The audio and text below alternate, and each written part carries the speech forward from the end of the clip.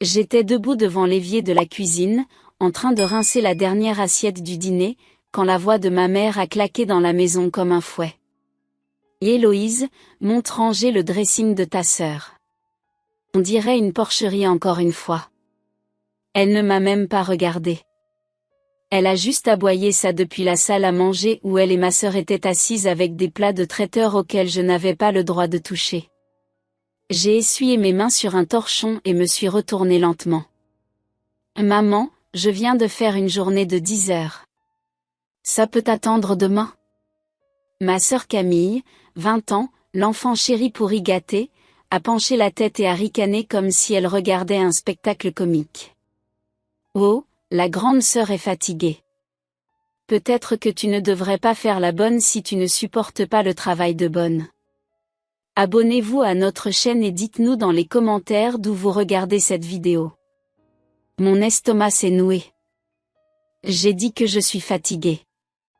Je ne suis pas ta bonne. Les sourcils de Camille se sont levés. Elle a regardé maman comme si elle venait d'entendre la blague la plus drôle du monde. « Tu entends ça, maman ? Elle pense qu'elle est trop bien pour me servir. » Maman a posé sa fourchette doucement, comme si elle s'apprêtait à faire un sermon. « Et si tu n'étais pas un tel fardeau, Héloïse, peut-être que je te traiterais mieux. Mais tu devrais être reconnaissante qu'on te laisse rester dans cette maison. » J'ai serré la mâchoire. Je connaissais ma place ici. Je la connaissais depuis l'enfance. Mais ce soir, mon corps était lourd, trop fatigué, trop vide pour ramper dans le rôle qu'il m'avait taillé. Camille s'est levée et a marché vers moi, faisant voltiger ses parfaits cheveux blonds. « Va ranger mon dressing. J'ai un rendez-vous demain et je ne vais pas fouiller dans des piles parce que tu es paresseuse. » Non. C'est sorti avant que je puisse l'arrêter. La tête de maman s'est tournée brusquement vers moi. La pièce s'est figée pendant une demi-seconde. « Non », répéta-t-elle comme si je venais de lui cracher au visage. « Tu refuses ? » Pour une fois, murmurai-je. Juste ce soir. Camille ricana. Waouh! Elle s'est trouvée une colonne vertébrale. Mignon. Ça ne durera pas. Maman se leva de sa chaise comme une tempête. Si tu penses que tu es trop bien pour servir cette famille, peut-être que tu as besoin d'un rappel de ce qu'est vraiment la souffrance. Avant que je puisse bouger, elle m'a attrapé par le bras et m'a tiré vers le plan de travail. Maman, qu'est-ce que tu fais ? Je t'éduque. Elle a ouvert le placard, sorti un petit pot de pâte de piment maison, rouge vif, épaisse, pleine de piments écrasés. Ma poitrine s'est serrée. Maman, non. Arrête, s'il te plaît. Camille riait derrière elle. Oh mon Dieu, elle tremble. C'est pathétique. Maman a dévissé le pot. L'odeur seule me brûlait le nez. Tu veux voir ce qu'est la vraie douleur, siffla-t-elle. Peut-être qu'alors tu comprendras ta place. Elle m'a plaqué contre le plan de travail si fort que le bord s'est enfoncé dans ma hanche. J'ai essayé de me dégager, mais elle m'a attrapé le menton, serrant mes joues jusqu'à ce que ma bouche s'ouvre dans un cri silencieux. Ne bouge pas. Maman. S'il te plaît. Elle a trempé ses doigts dans la pâte de piment et l'a étalée sur mes paupières. La brûlure fut instantanée, violente, comme des couteaux de feu. Mes genoux ont cédé quand la douleur a explosé sur mon visage. J'ai hurlé et griffé mes yeux, mais elle a repoussé mes mains. Ne l'essuie pas sans cela. Sans ce que le manque de respect te rapporte. Camille a sorti son téléphone, riant si fort qu'elle a dû se tenir au comptoir pour garder l'équilibre. Oh mon Dieu, maman. Regarde-la. On dirait qu'elles font. Je suis tombée au sol, tremblante. Mais maman s'est accroupie à côté de moi comme si elle réconfortait un enfant. Maintenant tu vois ce qu'est la douleur, murmura-t-elle à mon oreille. Peut-être que la prochaine fois tu obéiras. Je ne pouvais pas ouvrir les yeux. Les larmes se mélangeaient à la brûlure, la propageant plus profondément. Le sol était froid sous mes paumes, ma poitrine haletante, ma gorge à vif d'avoir crié. Camille s'est penchée à côté de moi, repoussant mes cheveux derrière mon oreille comme si elle arrangeait une poupée. Franchement, Héloïse, si tu agissais comme un vrai membre de la famille au lieu d'un poids mort, rien de tout ça n'arriverait. Je pouvais à peine respirer. Leurs pas s'éloignèrent tranquillement, comme s'ils venaient de finir une corvée. La voix de maman résonna depuis la salle à manger. Le dîner refroidit. Laisse-la. Elle finira par se relever. Camille gloussa. Les rats aveugles ne bougent pas vite. Je suis restée sur le sol pendant presque 20 minutes, essayant de cligner des yeux à travers la douleur. Quand j'ai finalement réussi à me relever et à ramper vers la salle de bain, ma vision était rouge et floue. Je me suis accrochée au mur, les sentant plus que les voyant. Dans la salle de bain, j'ai aspergé mes yeux d'eau froide encore et encore, haletant chaque fois que la brûlure remontait. Mon reflet était une horreur, rouge, gonflé, strié de larmes. Je me suis laissé glisser sur le carrelage et j'ai ramené mes genoux contre ma poitrine. Dans le couloir, j'ai entendu la voix de Camille. Maman, elle va encore pleurer. Maman répondit, ennuyée. Bien. Peut-être qu'elle apprendra enfin quelque chose. Cette nuit-là, allongée sur le matelas fin qu'ils appelaient mon lit, la brûlure dans mes yeux s'estompant lentement mais l'humiliation brûlant plus fort, quelque chose en moi a changé. Silencieux, mais solide. Il n'avait aucune idée. Il n'avait aucune idée de ce qu'il venait de créer en moi. Et ça allait tout changer. Le lendemain matin, mes yeux étaient encore gonflés, bordés de rouge vif, et chaque clignement ressemblait à du gravier raclant sur de la peau à vif. Je pouvais à peine voir les formes devant moi quand j'ai marché dans le couloir. La lumière du soleil à travers la fenêtre me poignardait comme des aiguilles. Maman était déjà dans la cuisine, versant du café pour Camille comme si elles étaient de la royauté à un petit déjeuner privé. Camille était affalée sur l'îlot avec son téléphone, faisant défiler l'écran, les jambes relevées comme si elle possédait l'endroit. Quand je suis entrée, maman m'a regardée pendant une demi-seconde et a ricané. Tiens, elle a survécu. Camille n'a pas levé les yeux. Là bon? Franchement, maman, tu aurais dû frotter plus fort. On dirait qu'elle voit encore un peu. J'ai essayé de marcher vers le réfrigérateur, mais mon pied a heurté le bord d'un tabouret et j'ai trébuché. Camille a éclaté de rire. Elle se cogne dans les meubles. Oh mon Dieu, c'est iconique. Maman ne lui a pas dit d'arrêter. Elle n'a même pas cligné des yeux. Je me suis stabilisée et j'ai tendu la main vers une bouteille d'eau. Avant que mes doigts puissent l'attraper, Camille a frappé ma main. C'est la mienne. Il y en a 6 autres dedans, murmurai-je, essayant toujours de ne pas trop cligner des yeux. Camille s'est penchée tout près, son haleine douce et moqueuse. Mais j'ai dit que c'est la mienne. Apprends à écouter. Maman a pris une bouchée de sa tartine. Héloïse, pourquoi tu fais une scène? Tu nous as déjà assez embarrassés hier soir. Ma mâchoire s'est serrée. Je n'ai embarrassé personne. Maman a laissé échapper un rire sec. Tu as refusé de rendre un simple service à ta sœur. Puis tu as pleuré comme un bébé quand je t'ai corrigé. Tu rends tout plus difficile que nécessaire. J'ai avalé lentement, gardant la colère en moi comme de l'acide. Tu m'as frotté du piment dans les yeux. Camille a claqué son téléphone sur le comptoir. Et c'est reparti. Toujours la victime. Tu fais comme si maman t'avait fait mal exprès. Mes mains se sont serrées en poing. C'est ce qu'elle a fait. Camille a levé les yeux au ciel si fort que j'ai entendu le soupir exagéré. Oh, s'il te plaît. Si elle avait vraiment voulu te faire mal, tu serais aveugle maintenant. Sois reconnaissante. Maman se versa une autre tasse de café, l'air irrité. Arrête de pleurnicher. Ta sœur a un événement caritatif et elle a besoin de quelqu'un pour repasser sa robe. Va te rendre utile. La pièce a un peu tourné quand je les ai regardés.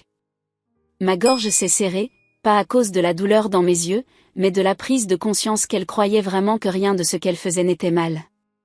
Ma voix a tremblé. Je ne touche à rien pour Camille. Silence. Un silence glacial. Camille s'est approchée de moi, son visage à quelques centimètres du mien. « Tu es vraiment stupide », murmura-t-elle. « Tu crois que dire non signifie quelque chose dans cette maison ?» J'ai fait un pas en arrière. « Ça signifie quelque chose pour moi. » Camille a souri lentement, méchamment. « Maman, elle a besoin d'une autre leçon. » Maman n'a pas répondu. Elle a juste pris une gorgée calme de son café et dit « Je suis fatiguée de lui enseigner la même chose. » Elle reviendra en rampant comme toujours. Camille a tendu la main vers le pot de pâte de piment encore posé sur le comptoir. Je me suis figée. Mon cœur a bondi. Mon souffle a tremblé. Je ne fais rien, dit Camille légèrement. Je veux juste voir à quelle vitesse tu cours. Je me suis éloignée rapidement, me cognant contre la porte du garde-manger. Camille a ri, reposant le pot. Pathétique. Maman est passée devant moi, heurtant mon épaule durement. Je t'ai mieux élevé que cette exhibition embarrassante. Si tu ne peux pas assumer tes responsabilités, ne t'attends pas à avoir un toit au-dessus de ta tête. Je voulais crier. Je voulais pleurer. Je voulais disparaître. Au lieu de ça, je suis allée à la salle de bain, j'ai verrouillé la porte, et j'ai appuyé mon dos contre elle pendant que les larmes venaient enfin. Chaude, brouillant la vue, douloureuse encore parce que la brûlure du piment n'était pas complètement partie. Je me suis regardée dans le miroir. Mon visage était encore gonflé, les yeux bouffis et rouges. Je ressemblais à quelqu'un puni pour avoir existé. Mon téléphone a vibré dans ma poche. Un message de ma collègue Sophie. « Ça va ? Tu n'es pas venue aujourd'hui. » J'ai cligné des yeux, réalisant que j'avais dû perdre la notion du temps dans tout ce chaos. J'ai répondu « Je vais bien ». C'était un mensonge et elle le saurait, mais je n'avais pas la force d'expliquer. Quand je suis sortie dans le couloir, j'ai entendu maman et Camille rire dans le salon. Leur rire sonnait différemment aujourd'hui, plus froid, plus acéré, comme si elles célébraient quelque chose. J'ai jeté un coup d'œil depuis le coin. Camille montrait à maman une vidéo sur son téléphone. Il m'a fallu une demi-seconde pour réaliser que c'était moi hier soir, hurlant sur le sol de la cuisine, agrippant mes yeux brûlants. Mon estomac s'est retourné. Camille a zoomé sur mon visage et a ri. Cette partie est ma préférée.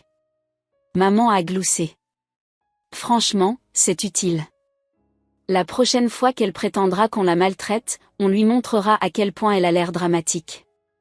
J'ai senti quelque chose se déchirer en moi, comme une couture qui s'ouvre. Elle l'avait enregistré. Elle l'avait gardé comme un trophée. Camille a levé les yeux et m'a vu. Oh, regardez, la star du spectacle. Maman a souri comme si elle saluait une voisine. On garde cette vidéo au cas où tu recommencerais à mal te comporter. Un petit rappel de ce qui arrive quand tu manques de respect à ta famille. Mon souffle est sorti tremblant. Vous êtes répugnante. Le visage de maman s'est durci en un regard noir. Pardon ? Vous m'avez fait mal et vous avez ri. Camille a pris un coussin et me l'a lancé paresseusement. Mon Dieu, tu ne comprends vraiment pas. Tu n'es pas notre égal. J'ai reculé, le cœur battant, l'esprit en ébullition. Elle n'allait jamais s'arrêter. Jamais changer. Jamais m'aimer. Et pour la première fois de ma vie, au lieu de m'y noyer, quelque chose en moi s'est durci. Je n'allais pas leur survivre. J'allais les surpasser. Et quand je suis finalement montée pour prendre mon téléphone, mon portefeuille et les quelques vêtements que je possédais, mes mains ne tremblaient plus de peur. Elles étaient fermes. Parce que je savais exactement à quoi ma vengeance allait ressembler. Et contrairement à elle, je n'avais pas besoin de pâte de piment pour faire pleurer quelqu'un. Je n'ai pas quitté la maison ce jour-là. Pas encore. La vengeance n'est pas quelque chose qu'on précipite quand on a passé sa vie à être humilié. C'est quelque chose qu'on prépare soigneusement. Le lendemain matin, je suis allée au travail tôt. Mes yeux étaient encore sensibles, gonflées sur les bords, mais j'ai porté des lunettes de soleil et j'ai dit à ma patronne que j'avais des allergies. Elle m'a cru. Elle le faisait toujours. Elle avait été gentille de toutes ces petites façons dont ma famille ne l'avait jamais été. Après mon service, je lui ai demandé doucement, « Vous connaissez des endroits à louer pas loin qui ne posent pas trop de questions ?» Elle a hoché la tête sans hésitation. « Oui. Et tu ne vis plus avec eux, n'est-ce pas ?» J'ai secoué la tête. Pas de larmes. Juste de la détermination. En 3 jours, j'avais une chambre dans un petit appartement. Moquette marron propre, une serrure qui fonctionnait sur la porte, et un silence qui ne ressemblait pas à une punition. Je n'ai pas prévenu ma mère ni Camille. Je n'avais pas besoin de leur permission. Je n'avais pas besoin de leur approbation. Mais j'avais besoin qu'elles comprennent ce que me perdre signifiait vraiment. Alors j'ai attendu le moment parfait. Il est venu un jeudi soir, quand maman m'a appelé. Sa voix irritée. « Héloïse, arrête d'être dramatique et rentre à la maison. Camille a une séance photo à 20h et tu dois repasser ses robes. » J'ai presque souri. Je n'habite plus là. Maman a fait une pause. Quoi? J'ai déménagé. Tu quoi? Camille a pris le téléphone. Je pouvais l'entendre essouffler à travers la ligne. Tu ne peux pas partir. Qui va faire ma lessive? Qui va préparer mes tenues? Qui va? Je l'ai coupé. Débrouillez-vous. Maman a sifflé. Petite ingrate. Après tout ce qu'on a fait pour toi. Tu m'as frotté du piment dans les yeux, dis-je calmement. Et tu as ri.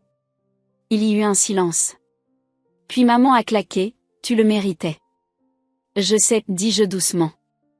Et c'est pour ça que j'en ai fini. J'ai raccroché. Mais ce n'était pas la vengeance. Pas même proche.